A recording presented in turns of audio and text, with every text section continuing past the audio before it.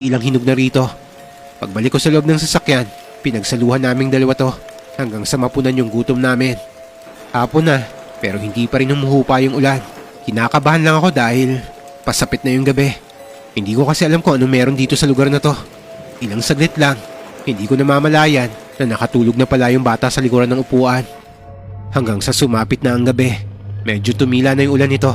Kinuha ko na yung baril ko para na rin makasigurado ako. Ang pangit talaga ng pakiramdam ko sa lugar na to. Parang may mga matang nakamasid sa amin na hindi ko alam kung saan. Bakit po may baril kayo, Manong? Nagulat naman ako na magsalita to, kaya mabilis kong itinago sa gilid ko yung baril. Wala. Laruan ko lang to. Maya-maya pa ay naaninag ko ang isang ilaw na nanggagaling sa flashlight sa dulo ng daan. Papunta to sa kinaroroonan namin.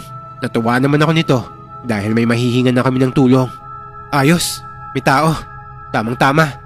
Pagkalapit nito sa amin, bumaba ako para humingi sana ng tulong. Isang lalaki na nasa palagay ko, edad 50 pataas. Nag-iisa lang to't nakasuot ng kapote. Mahaba yung balbas niya, habang ang ngipin niya ay manilaw-nilaw. Tinignan niya yung batang babae sa loob, tapos sabay tanong sa akin kung ilan kami. Sabi ko sa kanya, 2 lang kami nito, at nasiraan kami ng sasakyan. Sabi niya sa akin, hindi niya raw kami matutulungan tungkol sa sasakyan, pero maaari niya raw kaming patuloyin ngayong gabi sa bahay nila. Pero ayaw nung batang sumama dahil natatakot daw siya. Pero wala na tong nagawa nang sabihin kong mas nakakatakot dito sa gitna ng daan dahil baka may mabangis na hayop at gawin kaming pagkain nito.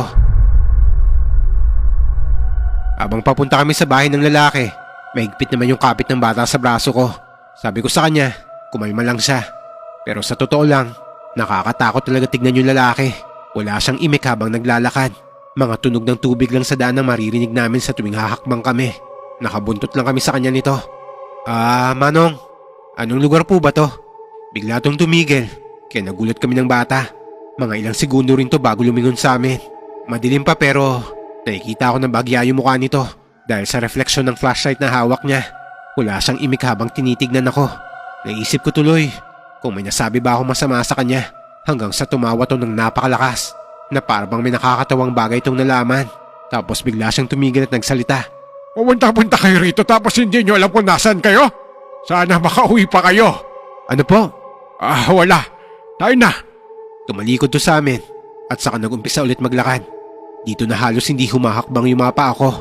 Pakiramdam ko may humihigop sa mga talampakan ko para hindi gumalaw at sundan na matandang to. Bakit, Manong? May problema po ba? Bumalik lang ako sa ulirat nang marinig ko yung batang mahigpit pa rin nakakapit sa braso ko. Maya-maya pa ay bigla kami nilingon ng lalaki at sinenyasan niya kami. Dalian yung 2 dyan. Wala. Tara na. Hinipo ko na lang yung baril ko nito sa gilid ng bewang ko dahil ito na lang yung magiging sandata ko kapag may nangyari sa aming hindi maganda. Pero ang ikinagulat ko, pabalik na kami sa baryo na dinadaanan namin kanina kung saan kami nakakita ng matandang babae na pinaalis kami kagad. At dito ko na napagtanto na dito rin pala ang baryo ng matandang to. Pagkarating namin sa bahay niya, bumungad kaagad sa amin yung malansang amoy. Tumuloy kami sa maliit na kubo nila. Pinakilala niya kami sa asawa nitong bulag yung isang mata. May malaking peklat to sa kaliwang mata niya na siyang dahilan siguro ng pagkabulag niya. Para bang galing to sa matalim na bagay, kaya nagkaroon ng peklat yung mata niya. Umupo kami ng bata sa kahoy na upuan nito. May 2 gasera sila sa lamesa. Maganda naman yung trato nila sa amin. Katunayan, niyayapan nila kami maghapunan. Pero tinanggihan ko na to dahil hindi ako nakakasiguro sa kanila. Dahil baka mamaya, mga masasamang tao pala ang mga to at may balak sa aming hindi maganda. Sa kabilang kwarto nila, dito nila kami pinatulog. Kwarto daw to ng anak nilang babae. Kaso namatay raw to.